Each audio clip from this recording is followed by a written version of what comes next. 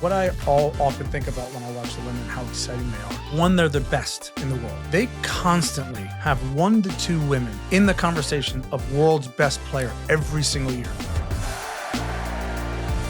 Unfiltered Soccer with Landon and Tim, presented by Volkswagen. Volkswagen has long been a supporter of soccer in America and has proudly been a partner of U.S. Soccer for the past 5 years. LD, my guy, what's really good? How was your weekend? Hey, is that a pullover? It's a cardigan. It's a cardigan. Thanks for asking. Nobody knows that reference. Dumb and Dumber, if you haven't seen it, 90s, go watch the movie. If you haven't seen it, you live under a How rock. could people not? Oh, okay, anyway. How was your weekend? I had a great weekend. Yesterday, do you ever have those days? You probably don't. You're so busy. You ever have those days I woke up, I looked at the calendar on Sunday, and I had nothing to do. Literally nothing to do. So I went, what did I do? I went for a swim in the pool. And I took my boy to see Snow White. We were going to see the, what's it called movie? Minecraft, but it was sold out completely. So we went to see Snow White. Really well done. It was actually really fun to watch with him. And then we went to one of those, those like Benihana type places. Hibachi. Teppanyaki, whatever it's called. I don't know. That was really fun too. The kids loved that. So. Love that. Did you do the fire and the chuck and the whole shrimp thing, the volcano, onion volcano and all that. So it's funny that my daughter and I saw the preview for Snow White and we looked at each other like, yeah, we'll come back because we try and go see the movie and it's not even like you recline in these big chairs, you can get a glass of wine and some popcorn. It's just like spending time with your kids is great, but I got to see it. I worked all weekend, so soccer. Soccer. You love soccer. Well, let's start. Let's start with everything you saw all weekend. So Premier League. Before we get there, don't forget, Jordan gets mad at me.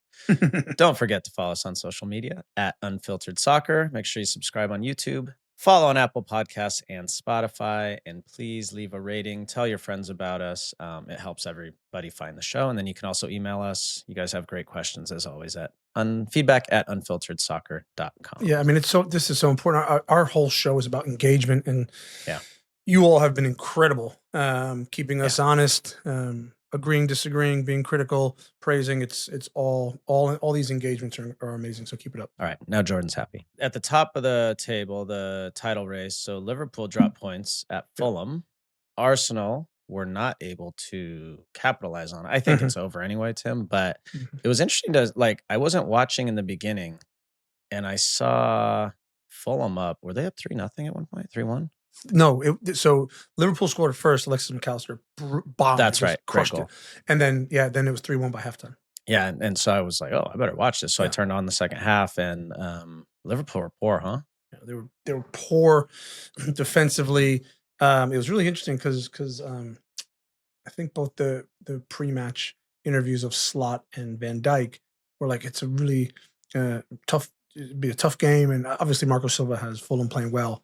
And we laughed and joked on air because off air I said like, Fulham's one of the best places to play in the Premier League because it's one of the easiest. It's a day out. Totally. It's easy. They don't give you any stick. And then Rebecca pushed me on it and on air, and I was like, yeah, it's fun. They don't give you stick. You got like the whole back stand is the away stand. It's like it's a nice day out, and Liverpool's like, oh, it's tough. And I think I don't know, they got in their own heads. Kind of took their foot off the gas a little bit, but like 2 or 3 bad defensive mistakes. So they paid the price. Yeah. It's hard, Tim, over the course of a season. It's hard. Like in MLS, for sure, I had times where either you were running away with the league or you were bottom of the table. I did both. Or you're in a spot where you can't go up or down in the table. And that's where it's really hard to get motivated because you feel like you have nothing to play for. Fulham have a lot to play for. Totally. Fulham are still knocking on the Champions League. And they're good. They're good. And they could get there. Like that was a game they probably said, if we get a point out of, we can make a run at being a Champions League team. Now they get 3 and they're like, okay, maybe we're on the doorstep. So it's gonna be interesting to follow them. Yeah, the problem with the title race is where Arsenal have messed up this year is they need to keep pace. Like right now, so they lost. They drew, We'll get to the Everton. They drew to Everton, but Liverpool lost. They needed to beat Everton, right? And then at some point, I don't know which date it is, they go head to head with Liverpool. Right. If you can go ahead and then beat them, then it starts to get a little bit touchy.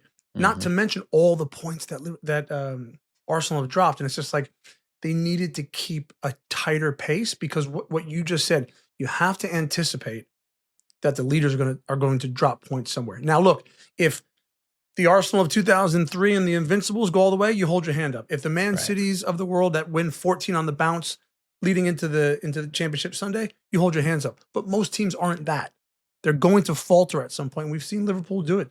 Knocked out of the Champions League, lost the League Cup final, dropping points in the Premier League. It's there, but Arsenal aren't close enough.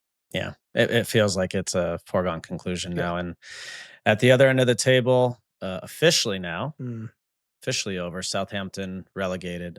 Sad because it is a good Premier League club, and they lost away to Tottenham 3-1, which is nothing to scoff at. But it's sad to see them go. And you think they come back up right away or no? I don't know. I don't know. I don't like. I have my opinions on how relegation should be run from here on out. Because what happens in the Premier League is the product gets diluted if all of a sudden we're having teams that can't even barely reach double digits in points, right? Totally. And so I think teams, and this is for a larger conversation about relegation and parachute payments, but I think teams should have a percentage of their parachute payment taken away if they can't reach 10 points or 15 points. I mean, think about this. Think about this. Teams, and we talk about how great the Premier League is now. 40 points used to be the target. It's going to be half of that. Probably not, but it'd be close. Half of that. You don't even 25. Yeah. I mean, you should be able to get 20 points with your eyes closed. It's not great. And you're saying because they're not spending, right? I mean, they're not putting together a product that's capable. Well, they're not spending, and I think my other big and nobody. I mean, obviously we look forward to your comments, but nobody will convince me that there aren't a number of ways to win football matches. What they basically did was the owners came into the club and created an ethos of how we're going to play. So we're going to play, we're going to do the pep style, we're going to be expansive, play in between lines, right? And we're going to hire managers that fit that, train that way. We're going to sack one manager off because he's not getting results, but then we'll bring another manager in who plays that way. We still don't get results. The bottom line is when you get into the Premier League, you stay in the Premier League by hook or crook. It doesn't matter. And if at a certain point you get enough years in the Premier League and you have enough money in terms of investment, you can then go buy higher quality players. What nobody is telling people in the world of football, if you want to play like Pep Guardiola, you have to have stars. You have to have stars. You cannot play like Manchester City or Barcelona or the other couple of teams in the world that play that style and have average Premier League players. You just can't do it. So Tim, what happens if in the championship, Yep, Southampton under Russell Martin are playing this way and they just destroy the championship? So you're suggesting now they come up to the Premier League and they've got to change everything? My suggestion is, and we see this with Ange Postecoglou at Tottenham, which we'll get to, top world-class players, which you and I both were, enjoy the challenge of different formations and different ideas. If on your best day, your team was playing a 4-4-2, and all of a sudden, right, someone changed and said, Landon, today we're going to play a 4-3-3, and you're going to be on the wing, and you're going to do, this is the new job for you. You'd relish that. You can take these ideas on board. What these managers do is they marry themselves to formations, and then they go, this is how we're going to play no matter what. And by the way, if the stuff hits the fan and I have to change, now I look weak, so I won't change. No, you're actually saying, hey, we're going through an injury crisis, a la Tottenham, or we have to match up with Manchester City today, so guess what? We're not going to play the same way. Right. We're actually going to try and be a bit more stout defensively and give ourselves a chance to hang in the game. No, we'll go toe-to-toe with them. We'll be expansive because this is the way I play. The managers have got a responsibility to be more flexible or hire a manager that has the ability to play. Nuno Espirito Santo is a perfect example of that. He has a flexibility. Sometimes they're in the back three, sometimes they're in the back four. Thomas Frank always says, when we play teams that we think we can beat, we play one formation. When we play the top six, we play a different formation. He doesn't look weak. So the manager's got to do a better job. I learned this coaching that when you were scouting for an opponent, a team that played the same way consistently all the time, they might be really good, but they're easy to prepare for. Right. The days that were hard were when you're like, I have no idea what they're going to do. and they might be a bad team, but you just have no idea, and Yeah. that would make it really challenging. So good point. All right, so that on Tottenham, the fans organized a protest of the club's ownership, the Mm. Enoch Group, and Chairman Daniel Levy, and said prior to the match they had a change for Tottenham march Mhm. into the stadium. Seems like everything's gone wrong since they fired our national team coach now, Pochettino. Mhm. Mhm. Is Levy the problem? Is the Enoch Group the problem? It seems like. I mean, when you have this long of a period of Mhm. not having success, eventually you have to point to the top, right? Yep. I mean, yeah. So It's interesting. A dear friend of mine is a Tottenham season ticket holder, and he has been for many moons. And poor guy. as much as he's critical of parts of the club, which supporters are, he also, he wrote me. We had a long chat back and forth on text, and he wrote me a long text about so many of the good things that have happened at Tottenham Football Club under Daniel Levy. And so there's a balancing act. I think you have to. I think you have to figure out as a supporter, like, what are you willing to live with, right? Because no ownership group is perfect. So I know you get a lot of these protests, and I think sometimes fans, they feel this sense of ownership with the club, and I get it because they're passionate and they do invest at a certain level into the club, Well, But it's also on expectations, right? They Sure. expect to be a top club. Sure. And Yeah. then, similar to Manchester United, which we get to in a sec, they're just not. The players on the field, they're not. They're not a top club. So it is what it is right now, and they want to get back to that glory. And to your point, Tottenham as a whole from the hierarchy have told the global public they are a Big Six club. We are a top club in the world. So they've set the bar that way. All right. So referencing United, that Yeah. awful Miserable. awful derby I put in our chat. This is a woeful game. Woeful. I don't even want to dig into the game because it was it was garbage. But Kevin De Bruyne, before the match, announced he'll be leaving City at the end of the season. A few things. Immediately this conversation, I know you guys talked about it on air. Is he, someone saying, is he the best midfielder in Premier League history? And I was like, are you crazy? Have you watched the Premier League? Like, I mean, he is a top player. Yeah. But some of the guy, I mean, I wrote down a list: Lampard, Gerrard, Coles, Skeen, Ryan Giggs, still in a different position, Vieira, Robert Pires, Fabregas, Essien. I mean, I'm missing a ton. You guys tell me who I'm missing. But I mean, he's a top player, but I don't put him in the top 3, 5, 10 of all time. But he is a top player. It's kind of crazy because, like, on one hand, I do agree with you. I mean, like, you can start rattling off the best midfielders in Premier League history and quickly get to like 8 without even like batting an eye, right? And then you're questioning, like, could he even get in that team, which speaks to the power of the Premier League, but also, like, hang on a minute, he's won like 14 trophies or something, in his time at City, Champions League, Premier League, FA Cup. Like, he's done it all, and he's been the captain, and he's been brilliant and sensational regarding assists and goals, like, and some of the spectacular variety. So it's like, wow, like, how great is the Premier League and how great is he? So those debates are always really fun. I had the interesting thing about De Bruyne, and I think Mo Salah is the only one. I think there's probably 3 that I can really name that have ever done this to any real extent. Is Kevin De Bruyne, to use English terminology, failed in England. He was at Chelsea, wasn't good enough, right? Went to Germany. Very few people re-enter the Premier League and have this sort of career. People come and go in the Premier League and like, oh yeah, he played on a certain team and now he's okay. But to basically fail, Mo Salah was the same. Great shout. Yeah. Mo Salah was the same at Chelsea, right? Then I think he went to Roma, and then, like, you couldn't have seen this coming. I played against Kevin De Bruyne at Chelsea, Wolfsburg, City, and with Belgium. I mean, to see the rise, it's absolutely incredible. So hats off to him. I mean, what's next for him, LD? Importantly, he didn't say he was retiring. He said he's leaving City. So there have been a lot of rumors about him coming to San Diego FC. And I have to be honest, anytime an older, aging player comes to America, I'm skeptical. Now, I have to... You've seen a lot of them. I have to take myself out of that mindset because there have also now been a number who have done it. And I'm just a couple off to Benteke. Zaha looks like he's going well at Charlotte. Messi, obviously. Suarez at Inter Miami, right? There's a lot of guys now who have come and done a good job. And so I watched him the other day and I saw him pick up a few balls in midfield and start running. Yeah. And I was like, oh, on that team, which we're going to get to, Yeah. that works, Yeah. right? And the question is, though, that team's going really well right now. Yeah. And between Godoy and Luca Torre and Sverkov, who do you take off? Who do you take out of there?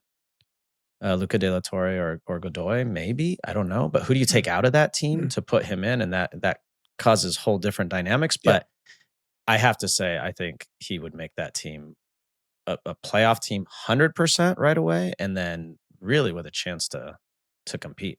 Yeah, I mean, we're talking based on some substantiated rumors, right? That he'll go to San Diego. I love it. I gotta be honest. I know he's 34 years old, but he's fit as a fiddle, right? Let's start there. He's really easy on the eye. You know, you were one of those players who kind of glide across the grass. He does that. He operates. He's very efficient, right? He's very efficient, tidy in his touch. He lets the ball do the running for him a lot. Still, you know, Pep's weird. Pep Guardiola's weird because he didn't play a lot this season, right? And so with Pep, he falls in and out of love with players very quickly, right? Phil Foden last year had a career year. Now everyone's getting, he's crap. He's been dropped, right? So he falls in and out of love. Don't mistake the fact that Kevin De Bruyne can play 35 games in the Premier League easy, right? Like easy this season. Yeah. So I think he goes there. And the other thing is, and Miami's a perfect example of this. They've got some real talent in San Diego. Yeah. That team's going well. You all of a sudden put a guy into a team that's going well. That's a different story. Like so many of these big players, right? Because this is what we do in MLS. You get this player from abroad, he's a star, and you're like, sell some seats, be our savior. That's different because that is going to gas these players out. They're gonna be like, I ain't got time for this, bro. I passed the ball to a guy and they can't even kick the ball, right? That's different. You're putting a guy, and your Galaxy teams did this a lot. Really good teams, and now you're inserting a world-class star. That's different, and I like it. That's Robbie Keane in 2011. We were a good team. He came in the summer, and it was like we were not losing. And that was it. And yeah, he's got that feeling. So they absolutely pummeled the Seattle Sounders. Yeah, they did. So I want to dig into San Diego a little bit. Chucky Lozano back, had a goal and 2 assists, looked really good. They have 4 wins from their first 7. They've only lost once. They've had an interesting early schedule. Not a lot of away games. Yeah. The teams they've played, and this is my only caveat with them right now. My 2 things are they have to stay healthy because they're not deep. But now you add De Bruyne and maybe 1 or 2 in the summer. Now you're a deep team. Now you're a real team. The second is they've played a bunch of teams this year who have been playing in the CONCACAF Champions Cup. So they've had a bunch of these midweek games. So they played LAFC. They've played the Sounders. They've played Salt Lake. They've played the Galaxy. So that's at least 4. I'm trying to, there might be 1 more, where you get them after they've traveled midweek. They're traveling to San Diego. It's a good environment for San Diego. They're not ready. Bang, 3 goals before halftime, which they did to LAFC, and now they've done to the Sounders. So I want to see them as it continues through the summer when it gets harder, when teams are healthier, have less games. But they're in a really good way, man. And they look very good. They look good. What I would say is, and for all of our listeners who've never had the opportunity to cross the white line, is when you're a footballer, and I take on board what you're saying, like they've had it's been favorable for them early on. But I think that's great because you know as well as I do, when you're not winning football games, you just think you stink, right? Which isn't fair to you. And when you're winning football games, you think, bring on Brazil. Like, we got this. You think you're better than you are. But that's a healthy thing, right? And so now, whether the schedule's been favorable for them or not, they think to themselves, we've only lost 1 game, 1-4. Like, this is a brilliant start to the season, and we're a really good team. And so that's only going to give them confidence, and confidence in football is everything. I mean, what's it been like? I was watching the game. What's it been like in San Diego? Like, is there like a real vibe? Their supporter section looks great. So I think I'm in North County, which San Diego is a massive place, right? So I have friends who have season tickets, and ironically, they both got season tickets. No, all 3 of them got season tickets separately, but ended up sitting literally next to each other, and they're all friends. Strange. So it was totally random. That's strange. They said, I haven't been yet, but they said it's phenomenal. The atmosphere is phenomenal. The one thing they need to get under control is the fan behavior stuff. They had the initial chants. They had the initial chance that first week. That's subsided. But after the LAFC game, there were fights in the park, like real fights in the parking lot after the game. So they've got to get a handle on that because that's what's making headlines and it's taking away from what the team's doing on the field. So Wow. I'm confident they will, but Yeah. it's been fun to watch and it's great for San Diego. For sure. Over in the Rockies, Diego Luna, they used to call him Moon Boy. I think they're going to start calling him Moon Man. Scored twice against the Galaxy, who, again, look really bad. But a good win for Salt Lake. And Diego Luna, I mean, he has been the big winner. We said in January camp, there will be someone who comes out of that camp, or maybe 2 or 3, who will make a name for themselves and might find themselves on the World Cup squad. And I have to say, Tim, if Pochettino was picking a World Cup squad today, he's on it, right? Luna's on it? Yeah, he's on it. So I watched him and I just think feet are tidy. He sees a pass and we know he's tough as nails, right? So this is all praise. Love him. I do. I love him. I love what he brings. I mean, take him on your team all day long. My first question to you would be, where do you play him for the national team? And my second question, and this is real, and I hope, by the way, he gets an opportunity to answer it, but it's a real question for me. I often say, and you'll hear me often say, you can be really, really good. You can be a really great Premier League player, and not be quite up to par for the England national team. You can be a really good MLS player, like top of the picks, and not be international level. Like, that's a real thing. Even though we, as fans, we say, like, look, he's doing brilliantly, call him in the national team.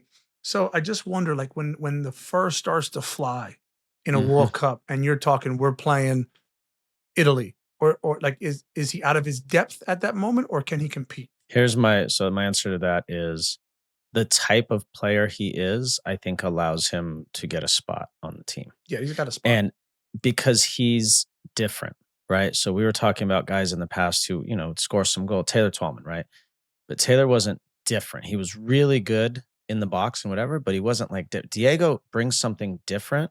And by the way, the kid isn't scared of anything. Yeah, I get that. He could give an F who he's playing against, where it is. He's not like awed by it. So that to me is why I don't think he's starting.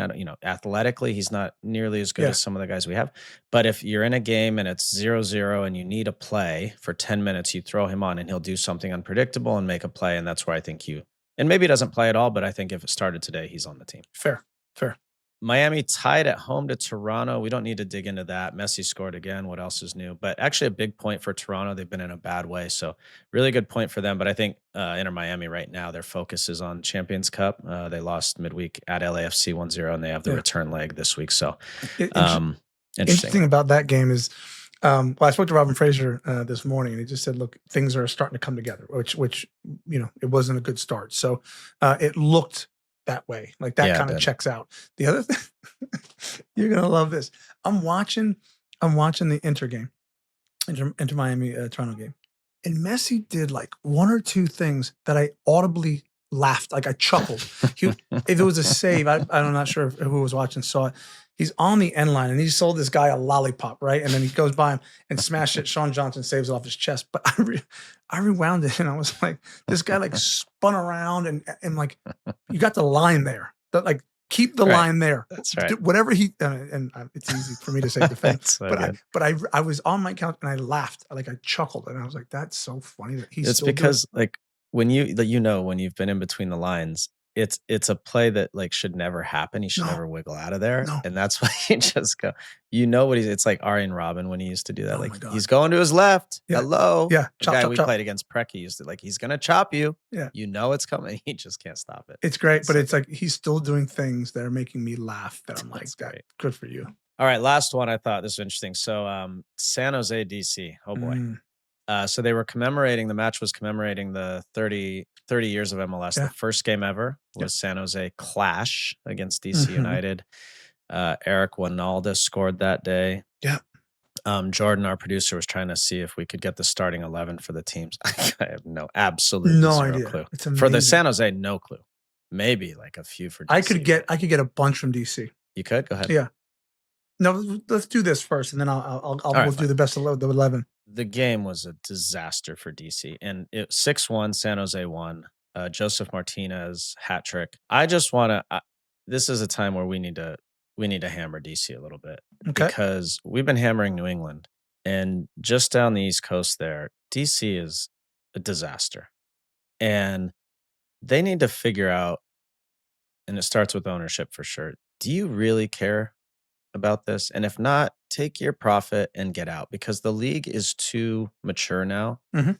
to have teams like this. They're just a mess, man. There's few people in the stands. Mhm. People don't care the way I used to hate going to DC to play, dude, at Yeah. RFK and Yeah. like with the Barra Brava, and it Yeah. was a nightmare. And their Yeah. teams were good.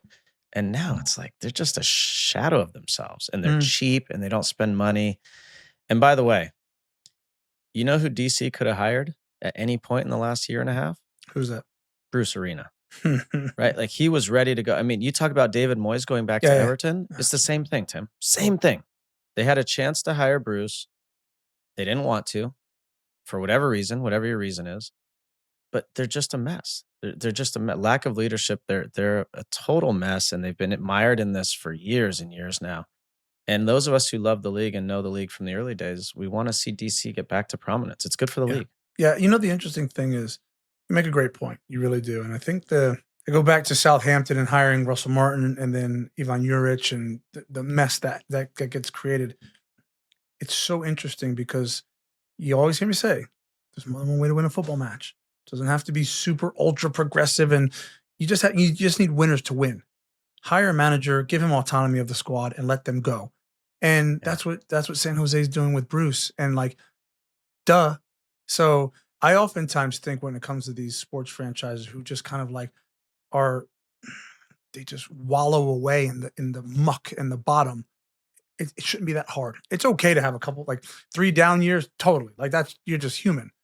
But it shouldn't be that hard to like figure it out. Get yourself out of it. Like you shouldn't be in this run for this long. It's not. But now in MLS, Tim, and we talked about it with Southampton, you have to spend some money, right? So I know Troy Lesesne, who's the Yep. coach there. He was in New Mexico. We coached against him. Yep. Fantastic guy. He is a very smart guy and a good Yeah, coach. yes. He has no pieces to work with. I I mean, know. it's like it's just a mess. They need to figure it out and figure it out fast because it's bad for the league. And to be honest, Tim, the other team in DC, the Washington Spirit, Yep. and we're going to talk about Michelle Kang and what she's doing. They're the opposite. Yeah. She's investing. She's committed. She's Yep. got a superstar on her team who people Mhm. talk about, Trinity Mhm. Rodman, and she's doing it right. And right Yeah. now that they're the advertisement for soccer in the city, not DC Totally. United, and Totally. they should both be. So let's take a break. When we come back, we're going to talk men's national team players back with their club teams. We're going to talk women's national team who played Brazil, and Washington Spirit owner Michele Kang, who's doing amazing things for women's soccer in this country. Right here on Unfiltered Soccer with Landon and Tim, presented by Volkswagen. Stay right there. The Unfiltered Soccer podcast is brought to you by Volkswagen, the presenting partner of US Soccer. Since 2019, Volkswagen has been on a mission to drive the future of the sport we all love, and VW is committed to making it more diverse, inclusive, and accessible for everyone. They're not just talking about it, they're out there doing it. VW's partnerships, programs, and soccer clinics are unlocking opportunities for the next generation of players and fans. As a longtime friend of Volkswagen, I've seen firsthand how VW are connecting with fans and driving the sport forward. From working with them on clinics to being part of their incredible campaigns, it's clear. US Soccer is truly powered by the people. Thank you to VW for being our presenting partner. Learn more about how VW are supporting US Soccer at VW.com. Every day when we're on the road, people around us endanger themselves and others by using their phones while driving. They think they're hiding it, but we've all seen them and know exactly who they are. For instance, there's a sneaker peeker who darts their eyes between the road and their texts. There's also the got a ticketer looking upset because they just got a ticket for using their phone while driving. And what about the fast scroller who can't drive 5 minutes without updating their social feeds? Or the nightlighter who has that mysterious glow illuminating the inside of their car after dark? Do any of these sound familiar?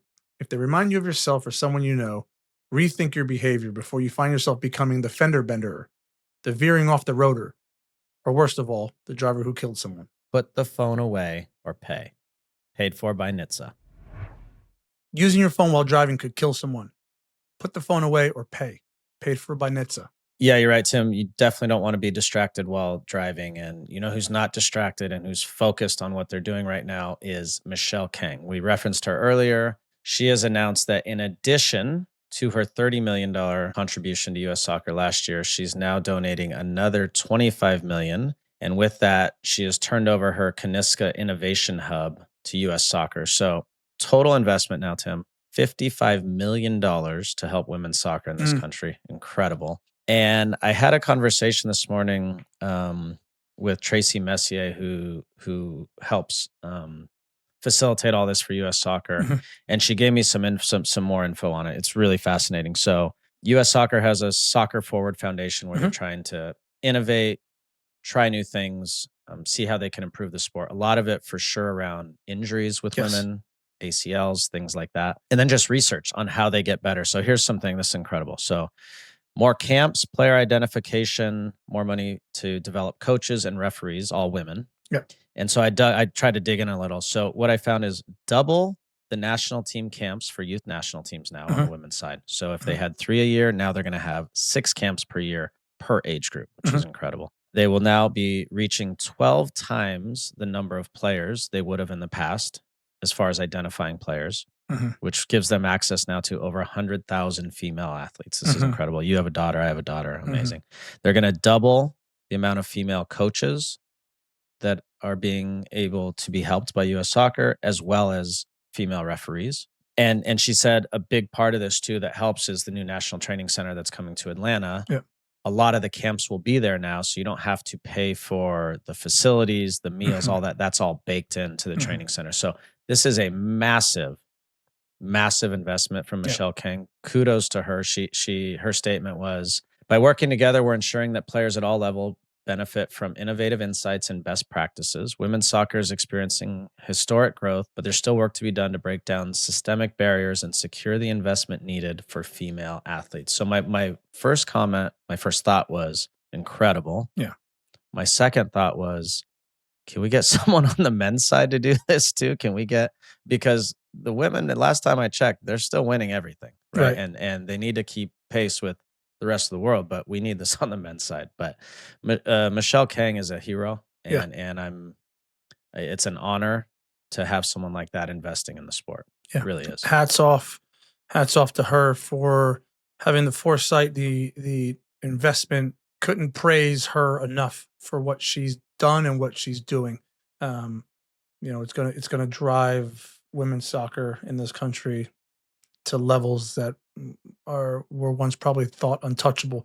What I would say is, and I think this is an important point, when you talked about all of the list of things that are going to go into that investment, one of the trickier pieces for me is, yes, there are going to be more young women identified, right?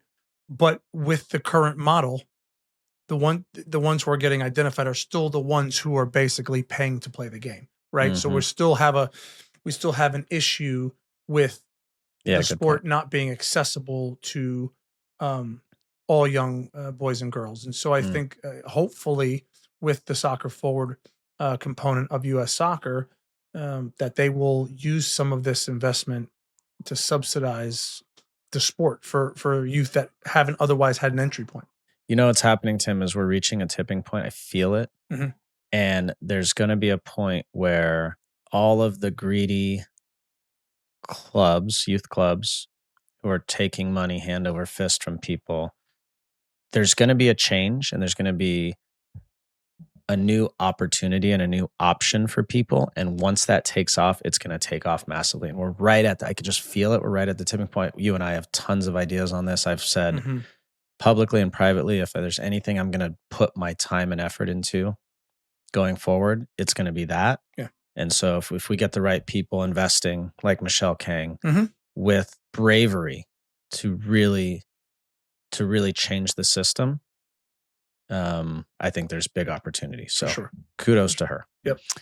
On the field, we will now move to USLNT on USWNT, and then we'll get into the men's national team. So the U.S. beat Brazil the other night. Speaking of Michelle Kang, her superstar Washington Spirit player, Trinity Rodman, after 5 minutes, what a goal. The only way I can describe this is when I watch her play, and I've said this before, when I watch her in person, she just plays differently than 90% of any player I see. Yep. and 98% of the other women's players that play. And she, like, the way she just received the ball and just kind of like flicked it into the corner, and she's fast and she's technically sound, and her mentality's so good. Like, she's a winner and she's a warrior. So she was phenomenal. Just so fun to see her back on the field. It's fun to see her back. And to our listeners, let's get her on the show. We're going to reach out to her. You all get into her inbox and tell her she got to come on. I want to hammer her inbox till she comes. I want to pick her brain. She is awesome. And it's interesting. I was talking to a friend of mine who's a women's college coach at a very, very high level. And he said to me, it's almost been taboo to have a nasty, hungry dog up front. It's become, how do we get these kids to play tippy-tappy, between lines, false nine, right? And his point to me was, why are we not accentuating the forwards and the strikers who can just run and be tough and be nasty, right? Because we've gotten away from that in this country. And to the bigger point, it's like, careful what you wish for, because that's what we always were, right? And now Totally. It's a bit like, well, we want to see the nice football. Well, sometimes we can do all the buildup, and that's what we do in this country. It's great. We've figured out how to do all the buildup in the pieces, but you need someone at the top end. And that's what Trinity Rodman's doing. It's awesome to see. I mean, long may it continue. There's another game coming up here shortly, so looking forward to seeing what they can do. Yeah, there was an interesting clip going around when Emma Hayes was about to sub Avery Patterson in, who got her debut in the 88th minute. And she asked her, "What would your 10-year-old?" I get goosebumps because it's like what my mom used to say. "What would your 10-year-old self say to yourself?" And Avery said, "Have fun." And Emma Hayes said, "Then do it. Congrats." So really cool. I love Emma. I think she's doing a phenomenal job. Big shout out to Avery Patterson. She's awesome. Super psyched for her. It's funny because many of you don't know this about me, but like, if my coach would have asked me that, I'd have been like, "Have fun." I was shit scared every time I went on the field. It was just a bad. I had to go to a really dark place, and I would not have said to my manager, "Have fun." I don't know. That's great, Avery. Amazing. Well done. Also, good news: U.S. to host the 2031 Women's World Cup. It was the only viable bid. So just think of this is crazy, man. I know 2026 Men's World Cup. Yeah. 2028 the Olympics. Yeah. 2031 the Women's World Cup. What a decade to be a soccer fan and a sports fan. 2025 FIFA World Cup. FIFA Club World Cup. Oh, Club World Cup this year, right? Dude, there's so much soccer phenomenal. In the country. There's so much, man. And it was only a matter of time. Yeah. But I cannot wait for that, Tim. I know. As excited as I am to take my boys next year to go see the men, I can't. My daughter will be, she was born in 28. She'll be 13. I mean, I cannot wait to take her to the Women's World Cup. And this is going to be incredible. Incredible. All right, let's move over to USLNT on USMNT. Latest FIFA rankings were announced. They have a little more credibility than they used to, Tim, the rankings, but it's still kind of a joke. We're 16th in the world. We're not even fourth, and we're barely fourth in our region. We're 16th in the world. Yeah. But Andrew asked a good question. He said, if there were a panel of voters, let's just say coaches for every national team. Yeah. And they were, like in college football, like the AP top 25 coaches poll, where do you think they would put the U.S.? Yeah, I mean, that's the thing. Like, the algorithm that gets used for these rankings is certainly I've never seen it, and nobody has. No one has. Why. It's they locked it up amorphous, threw the key away. But I think if you're arbitrarily doing it, right, you'd have to go around to the top, who you think are the top teams, and think like, could the U.S. beat that team? The answer is probably no to like the top 20 teams at least, right? Like top 25. Well, it's not could they beat them. It's are they the better team over 10 games? Okay. Right? Could they? Who's going to win more over 10 games? Because on any given day you can win. It's soccer, right? Right. But what I'm saying is to the point, and we mentioned this about like Nations League, like England's in a 10-game run. England are playing far stiffer competition than the U.S. is playing over 10-game period, right? So. Sure. Where do you think they put them? I don't know. I think they put them just outside the top 25. Yeah, I was going to say 25 to 30 is probably whatever. All right, you guys tell us, where do you think we should fall? I don't know. Not 16 though. That seems a little high. But whatever. It's all subjective anyway. Okay, AC Milan good news for Christian Pulisic. Back, had an assist, played well. Mm. Happy to see him just get back right into it and do well.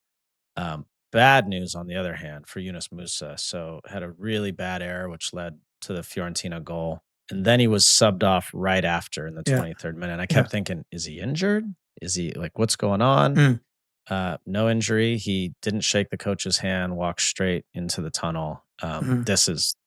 Those moments, Tim, are really bad. I never saw much of that in MLS. Yeah. For whatever reason, just wasn't like a thing, but I'm sure you saw it a bunch in England, and it's never a good thing. Yeah, I feel a bit for Yunus Musa, because like you see that oftentimes, and I'll give a manager a pass if a guy's just a bad egg, right? Like if a guy's a bad Totally egg agree. and he's been crap in training, he's been doing the same things, and you trust him to start the game, and he messes up. I'll give you a pass. That's not Yunus Musa. No, That's not who he is. So like, I hate when coaches have this like, soccer is not a game where you're a starting pitcher, you give up a home run, next pitch, you're getting hooked. That's normal. That's not how soccer is. You can make mistakes in soccer, right? And then be allowed to continue to go. Now, look, if you're just rolling one bad play after another, of course, 60th minute, halftime, you're going to get hooked. But like, it's messy. It causes a problem where doesn't need to be one, right? Like if you know Yunus Musa, he's not trying to make a mistake. And by the way, he's probably not going to make another one. So let him ride that out and let him work through it. It just seems like you sub a guy right after a mistake, and you're looking for a problem that you don't need to actually have. Totally. Yeah. And you know what happens now, Tim, is next time he gets the ball in that same situation, he's going to do something unnatural. He's going to hook it up the field 40 yards because he's scared. Yeah. Right. And it solves nothing. I always had a rule when I was coaching. I never, ever criticized a technical mistake. Okay. Now, if I told a guy 15 times during the year, don't make this pass here, it's not worth it, and then he did it in a game, I'd be pissed. Yeah. But if you're trying to do something and you make a mistake that we want you to do, then fine, you make a mistake, get on with it. Totally. You can't criticize that, right? And then the ultimate, I mean, you can say, hey, that was a bad decision. But the ultimate, to me, the most disrespectful thing you can do to a soccer player is pull him off before halftime. Yeah. And to your point, if you didn't have another option, it's a bad person, or his effort was bad, if the effort's bad, then you say, okay, you're out of here. But as long as you're trying and you're trying to do the right thing, you make a mistake, you make a mistake. I think look, we don't have all the context, but it begs the question, what happens now? Like, is this reparable or is this irreparable? Like, is this going to be? Yeah. Hopefully they can solve it. And this happens a lot at the highest level. Funny story to kind of tack onto that. Roberto Martinez, or as you would say, Roberto Martinez, or everybody would say. When he came to the club, I'll never forget it. So he replaced David Moyes. And he came to the club and the way he sets up his tactics are very specific, and which are great. And the first game, he hooked someone after 35 minutes, right? I don't remember the scene. He hooked someone after 35 minutes, and then he did it again the next game. It wasn't the same person. And we started talking in the dressing room. We were like, who's next? Yo, don't be the guy who gets hooked after 35 minutes. Because basically what he was saying was, it was his way of saying, like, we're going to do it my way, right? Which is fine. He's trying to put a stamp on it. And he's also trying to like light a fire under everybody. So that probably where had the conversations of like, don't be the dude who gets hooked at 35. But I just remember thinking, the first time he did it, everyone was looking around like, what? It's as you said, before halftime is always like it's brutal. Although I wish I'd have got hooked before halftime on a lot of occasions. Well, I should have been for sure, but that's all right. Also in Italy, Juve drew 1-1 with Roma. Wes and Timothy Weah both started at wing back for you. I swear, every time I turn on FOTMob, Tim, when I look at the Juve game, Wes is in a different spot on the field. And sometimes it's like FOTMob trying to get their algorithm figured out. Yeah. But now I'm like, I think he just plays him all over the damn place. And it's, my opinion is his best position is the middle of the field. But he just plays everywhere. Yeah, he does. And Weah does too a bit. Yeah, Italian football is fun. If you ever worked under an Italian coach or someone who has that ideology, it's so rigid, it's crazy. But it's fun. They have a way of doing it. And so, yeah, I mean, for me, Weston in the middle of the park is where he should be. I like Tim Weah wide and high. You know, I guess you can you can achieve that in the wingback role given the team. Yeah. But we think about U.S. team, obviously high and wide is where I like them. I'll never forget in the 2002 World Cup.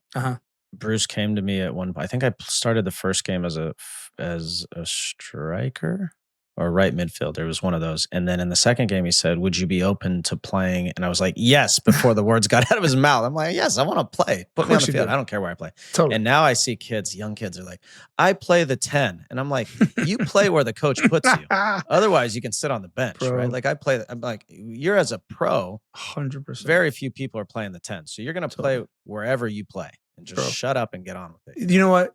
That's such a good point for all the young players who are listening, all the parents who are listening. I've said this, and I can hold my hand to God and tell you it's true. If the manager at Everton, I was the goalkeeper, everyone knows that. The manager at Everton said, "I'm sitting you today, Tim. I'm starting someone else, but I need you to play left back." Obviously, that would be very dumb for him to do that. But hypothetically, I'd be like, "Dope. I've been working on my left, coach." I can ping it down the line. Like, getting on the field, who cares? Who cares? Like, it's a great point. Yeah, and for those two, they just need to keep playing, and it's good for them for their development just to play in different spots. Good. Moving west, PSV Malik Tillman finally returned to the starting 11 over the weekend and also scored a great goal. So I think he's another one of those guys who's definitely on the roster. Yes, assuming he's healthy, and then can he work his way into minutes? We'll find out. In the championship, our two strikers keep scoring. Josh Sargent and Haji Wright. Again, it is kind of frustrating with Josh Sargent, and he's comfortable there. He's playing well. He knows they count on him and depend on him, and he scores some goals where you're like, Jesus, what a goal. Can Josh and Haji, bring that to the next level? Because they are showing that in the championship, which is a really good level that they can score goals consistently. So that's a good thing. I know, and that it is a good level, man, and we need to see that. Hopefully, if they get another chance in the Gold Cup, see that continue. Another pause here. When we come back, we'll get into your questions in the AT&T Fan Connection, and we also the return of Anything But Soccer. It's been a while because we had a lot of fan questions the last few weeks. Right here on Unfiltered Soccer with Landon and Tim, as always, presented by our friends at Volkswagen. Stick around. There's a lot in life that feels like it should be guaranteed that just isn't. Your team winning the championship, the weather being good on game day, your friends remembering who has the tickets. Some days, you're a goal-scoring machine. And some days, the ball just passes you by. Right here on Unfiltered Soccer, we know that no matter how much you love the beautiful game, nothing on the field is guaranteed. Thankfully, AT&T is introducing a brand new guarantee, the AT&T Guarantee. The AT&T Guarantee means connectivity you can depend on, deals you want, and service you deserve. Or they'll make it right. Whether you're in the stands, watching with friends, or just cheering from home, you can count on the AT&T Guarantee. Learn more at att.com/guarantee. Terms and conditions apply. It's time for the Fan Connection presented by AT&T. Every week, we invite you, the listener, to connect with us by submitting your questions. The best way to grow the game of soccer in the U.S. is to keep asking questions and keep talking about this sport we all love. At AT&T, connecting changes everything. And on USLNT, our connections with you will help grow the game. Okay, LD, time for easily our favorite time of the week, the AT&T Fan Connection. Without further ado, Jordan, get on in here. What's up, guys? What's happening? I like that shirt. Thank you. It's from What Lille. is it? I can't read. Lille? Yeah. Lille Olympique Sporting Club. Yeah. Oh, is that why it says LOSC? Yes, LOSC. League. Got it. What's I think they finished top of the league a couple years ago, right? Oh, something like that. All right. No, that's probably PSG. I'm probably so wrong. So is PSG. What do you got? All right, go on, Jordan. Got some good stuff? I do have some good stuff. Okay, so Chris via X or Twitter, depending on how you see it, Twitter asked, I have to ask this to be on this week's podcast. Congratulations, Chris. You were successful in making that happen. U.S. women's national team in a friendly had what some are saying is 5 times more attendance than the U.S. men's national team semifinal in the same stadium. Thoughts on why? Great question. Well, interestingly, the U.S. women's game was a friendly. The men's game was meaningful, which is also part. Now, did they play on Saturday? Yes. So a weekend is part of it, for sure. There's nuance here. It's not one easy answer. But his point's right. I mean, to be honest, if after watching that performance from the women versus what I saw from the men. If I'm spending my money, I'm going to watch the women. I am. Yeah. And so that is part of it. And yeah, I mean, we've talked about this ad nauseum, but that is part of it for sure. Yeah. I mean, I think there was some sort of, you talk about nuance, like, CONCACAF being the ones to kind of hold the run the rights event. and run the event versus US soccer. But whatever, I think that's probably unfair to the women. What I often think about when I watch the women and how exciting they are, right? So you get one, they're the best in the world consistently, right? Whether they're one or two or three, they're the best in the world. And then you get the other side of it where, and we talked about this a lot on this podcast, they constantly have 1 to 2 women in the conversation of world's best player every single year. It might be the same player. Every couple of years, it changes. The other part about it is their conveyor belt of young women coming through along with their stars is also incredibly exciting. Think about it. When they change and they play half of a, call it B team, people like us, fans, get excited about, like, who's this next young star, right? And by the way, they still win that game. Oftentimes when the US men will play a B team, probably don't win, or they play such a low competition that they win and it's not really even that fun. So I don't know. I just think there's an excitement about the women currently, or certainly for a while now, that get people excited and put butts in seats, and then the proof's in the pudding. So I like it. I love it. I mean, hats off to them. Hopefully they'll have another really good showing. And the reality is, Jordan, people decide where they're going to spend their money, right? Yeah, and that's right. they're making it very clear. Right. So it's not just our opinion; it's everyone's opinion. I will also say, I just looked, you can get tickets to the game that's happening tonight, if you're listening to this on Tuesday, for less than $100. So that might also have something to do with it. Yeah, Great. no question. I have a question from Trent via email. How should we think about the relative importance of the various cup competitions?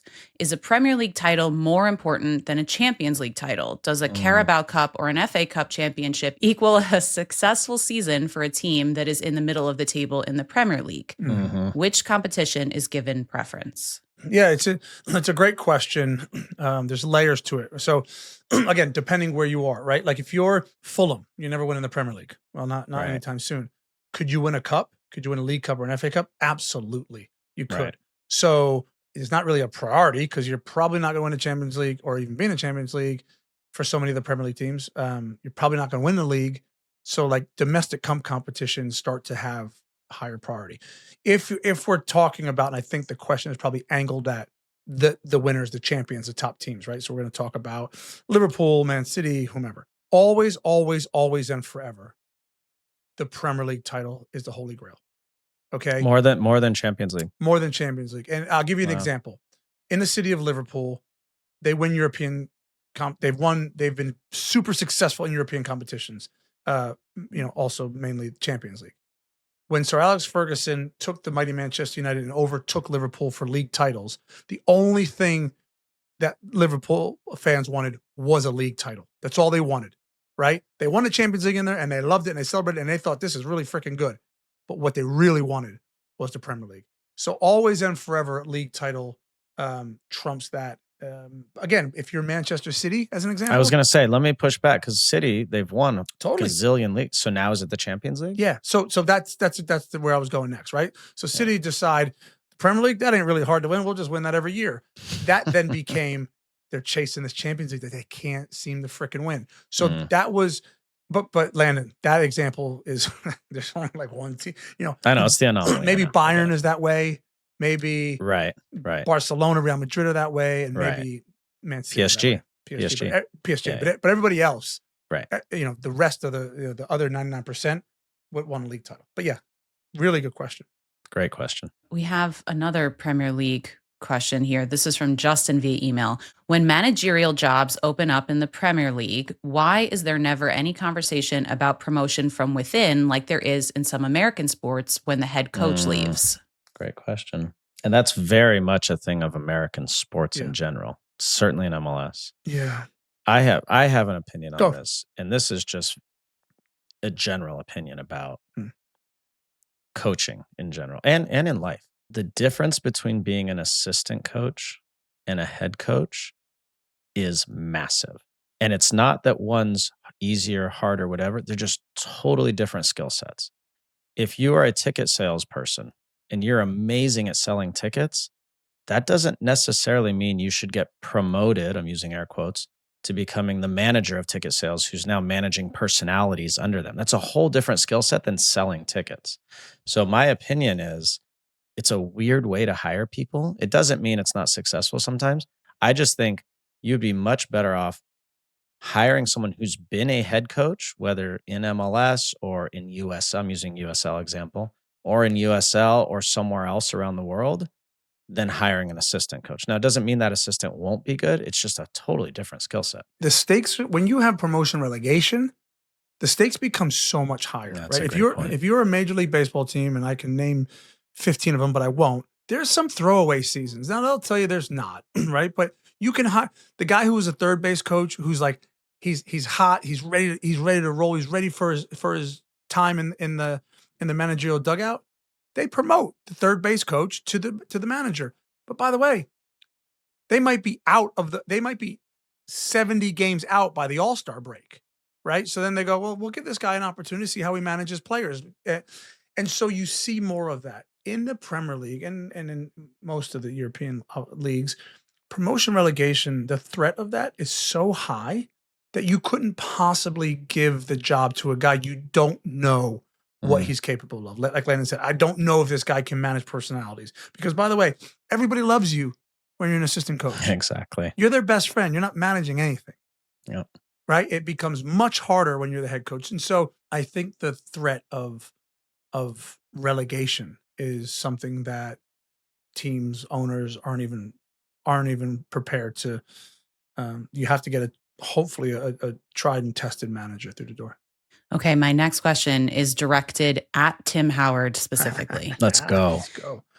This comes from Chris via YouTube. All right. Tim, man, I'm so baffled by your thoughts on Tarkovsky's challenge into McAllister not being a red. Yeah. I mean, why be coy? I know you are all Everton in your blood, but Jesus honestly, Christ. dude, it was a straight reckless. Oh, it was straight reckless. Even Mike Dean was emphatic that it was a straight red. Wow. Yeah. Chris, dude, bro, man, whatever you said. I get it. But I think you got to be careful when you speak to me about being biased, because I'm on television every week, every weekend. And if you look at my comments about Liverpool and about Everton over the last 5 years, I think you'll see how wrong you are. You got receipts. Yeah, I always have receipts. So Chris, you gotta Like keep that up. Walmart receipt. So yeah, look, I got if you think I got it wrong and the referee and VAR got it wrong, and that's fine. I've said what I said about the red card. And I thought you obviously listened to the pod, which we love, so we appreciate that. I riffed on it and I went in depth about examples of a similar tackle and what I thought about it. This has nothing to do with being a blue or a red. That's absurd. So yeah.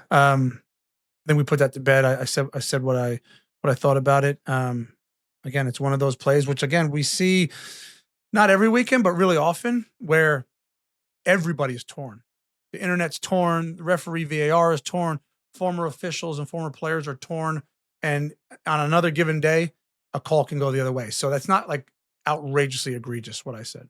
We also played in a time, Chris, where Tim and I talked about this on Friday. As long as you got the ball, you could basically do anything, right? I mean, within reason.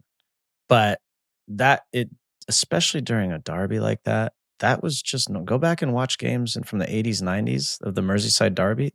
That was a play on. Yeah. Like there was nothing. And that's just, and so it's not that we're not evolved and we're dinosaurs and all that. It's just in those games, Tim's been in them. And it's like, okay, get on with it. Next. And by the way, Liverpool's going to do the same thing and you get on with it. So, but it was a red card, by the way. Okay, last one. And maybe Tim, you'll like this one better. Tim, Bro. Which Scotsman scared you more, Sir Alex Ferguson or David Moyes? And which one did you understand better when they spoke?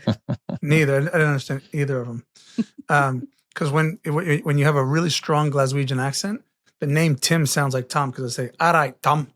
And See, I thought Fergie was calling me Tom for a long time, but he wasn't responding. He didn't know your I didn't know name. my name, which he might not have known my name. But no, David Moyes, because I was such a young pup at Manchester United, and I was brought in such a big team, and from day so he was Sir Alex Ferguson scary. He's scary as hell. I've got amazing stories about what scared me about him, but ultimately, when David Moyes, I wasn't counted on at Everton. I was just one of many, right? And I was low on the totem pole. When I went to Everton, I sat down with David Moyes the first day in a hotel in Bolton, and this was before the 2006 World Cup when he was wanting me to bring me to Everton, and the trust that he gave me, and my desire to never let him down. He became a father figure to me. He became, I feared him because I feared letting him down, and that's way more powerful than actually being afraid of someone. When your parents say, "I'm so disappointed in you," Yeah. and you're like, Totally. "Oh man." Totally. Oh, No, but also, yeah, I feel the same way because the people I feared the most were the people you didn't want to let down. They didn't scare you per se, but you were like, I cannot let this guy down. Yeah. He has done so much for me. Literally the first film session, of course, you don't remember this, Tim, when I got to Everton at Finch Farm. We're sitting there watching film on, I think, Arsenal, because we played away that week. And Moyes kept saying, and Embry do this, and if Embry gonna do this, and Embry gonna do that. And I was looking around going, what the fuck is he talking about? Yeah, Embry? yeah. And then I realized he was saying anybody. Yeah. And so like for the whole 30 minutes, I had no clue what he was talking because he threw that word in every 30 seconds. The Glaswegian This accent is is going to be interesting. Yeah. Embry. well, and then everyone shall remain nameless. But my first season at Everton, to kind of put a bow on this, there was a player who, after the game, everybody run, like we won the game, everyone's buzzing. Manager comes in, gives us chat, and then it goes out. Guys get in the shower, and then the guys who didn't play have to go on the pitch and run. You see it every weekend. They got to run. They got to get their stats up. They got their running stats up to with the guys who played in the game. So we had this one Joey on the team, and he said, "I ain't gonna run. I'm not running." And the fitness coach is pleading with them. So finally, the boys go out to run, and obviously the fitness coach is like, "Gaffer, listen, we got to go do our fitness, but so-and-so is not running."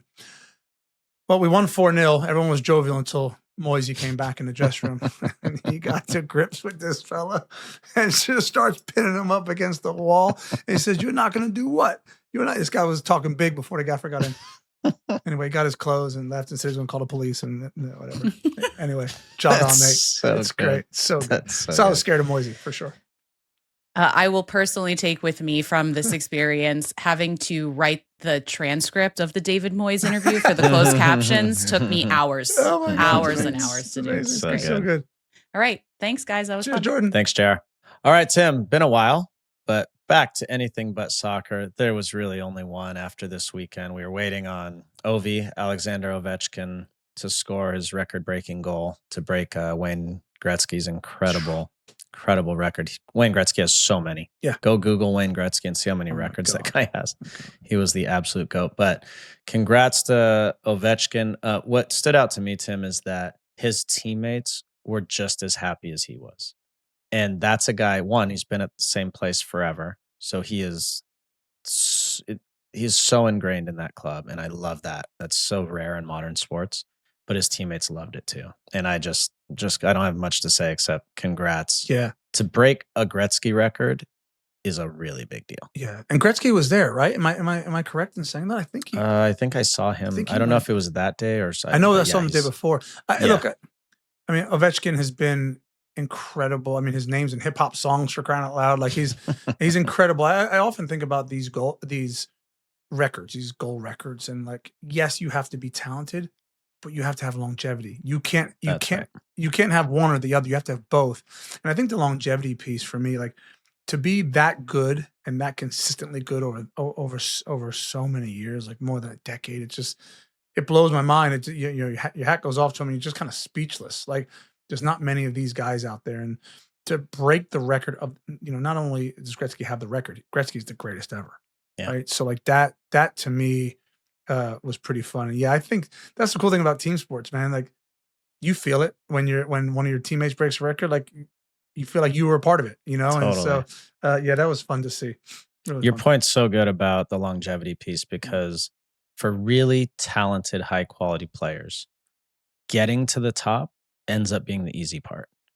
And staying there long time or right near the top for a long time are the people I admire the most. Yeah, Those for are the sure. people I'm like watching Marta still go in Orlando, right? Mhm. I'm like, she's been incredible forever and she Yeah. just keeps going. And you have so much respect for people like that. So Totally. congrats to him. What a stud, man. And hopefully he keeps playing. I mean, obviously he can still play. And hockey's a sport where, for 45-second bout, you're out there on the ice, but you can play into your 40s, no problem. So Yeah, he will, for sure. hopefully it keeps going. All right, another great show. Thanks to all of you for being with us today. Remember to subscribe on YouTube, Apple Podcasts, Spotify, anywhere you get your podcast. Follow across all social media platforms at Unfiltered Soccer for lots more bonus content. Yeah, thanks everyone. LD, that was fun, man. Thanks to our presenting sponsor, VW, and our Fan Connection sponsor, AT&T. Have an amazing week. Have fun. Do something you love, and we'll be back with you next Tuesday for another edition of Unfiltered Soccer.